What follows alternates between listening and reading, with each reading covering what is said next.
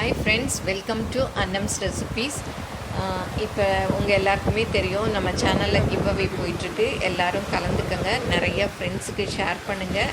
நீங்கள் ஷேர் பண்ணிங்கனாலே உங்களுக்கு பரிசு பெற வாய்ப்புகள் அதிகமாக கிடைக்கும்.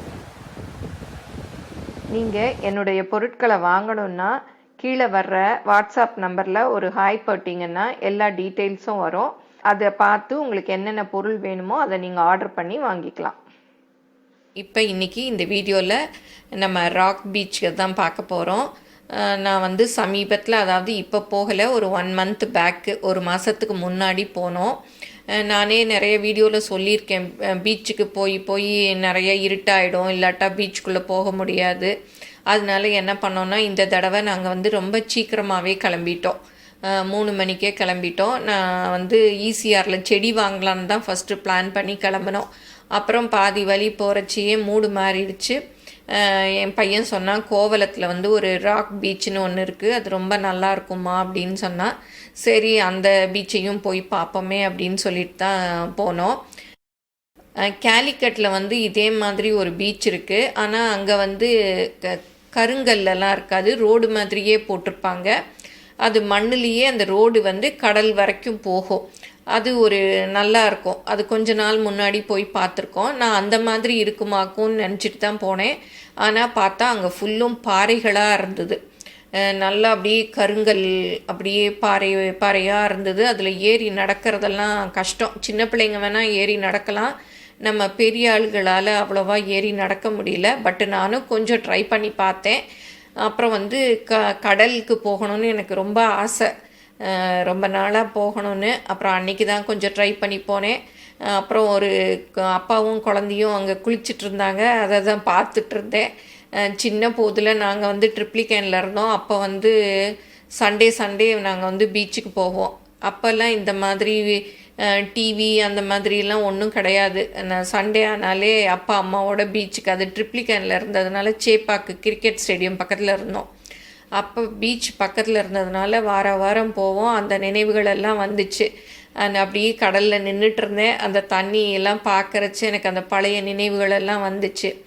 அப்புறம் அப்படியே நின்றுட்டு மண்ணில் வந்தோம். மண்ணில் ஏதோ அந்த கடல் நைட்டு மண் வரைக்கும் வரும் போல்.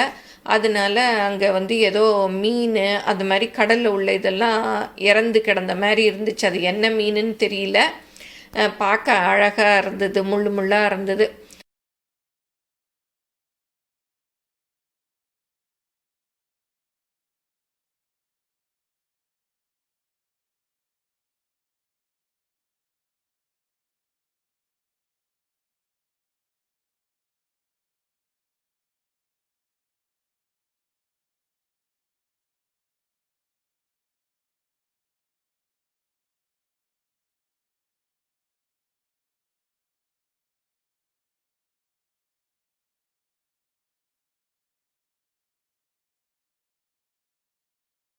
அப்புறம் நிறைய பிள்ளைங்கள்லாம் அங்கே விளையாடிட்டு இருந்தாங்க. எல்லாத்தையும் பார்த்து முடிச்சுட்டு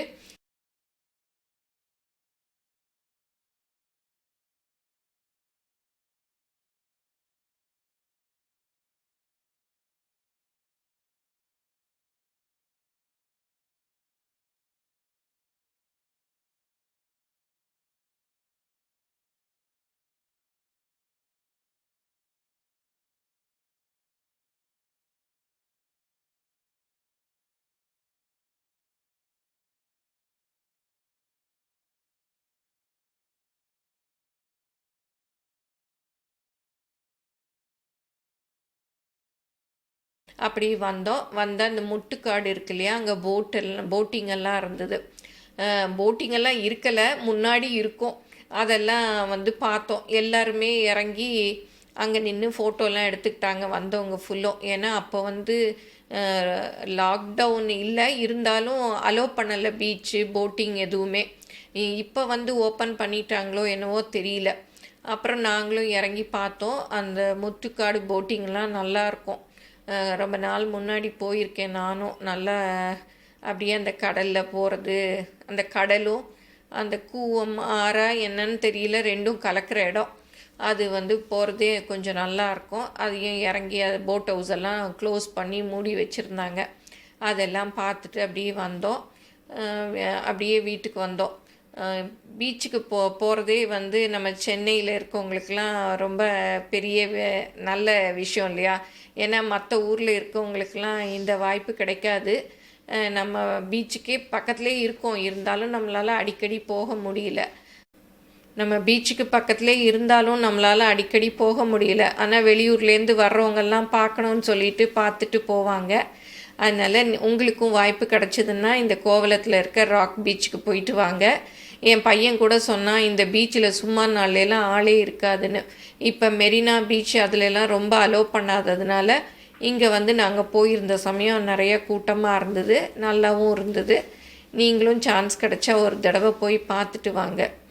இந்த வீடியோ உங்கள் எல்லாருக்கும் பிடிச்சிருக்குன்னு நினைக்கிறேன். பிடிச்சிருந்தால் லைக் பண்ணுங்கள், எங்கள் சேனலை மறக்காமல் சப்ஸ்கிரைப் பண்ணுங்கள், மறக்காமல் give அவேல கலந்துக்கங்க. Thank you.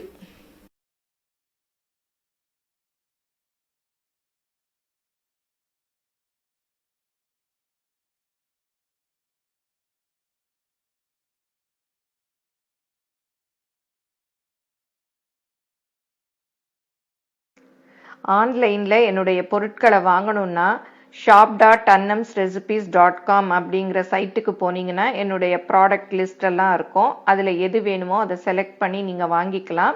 Credit card, debit card options எல்லாம் இருக்குது, நீங்கள் ஆர்டர் பண்ணி வாங்கிக்கலாம்.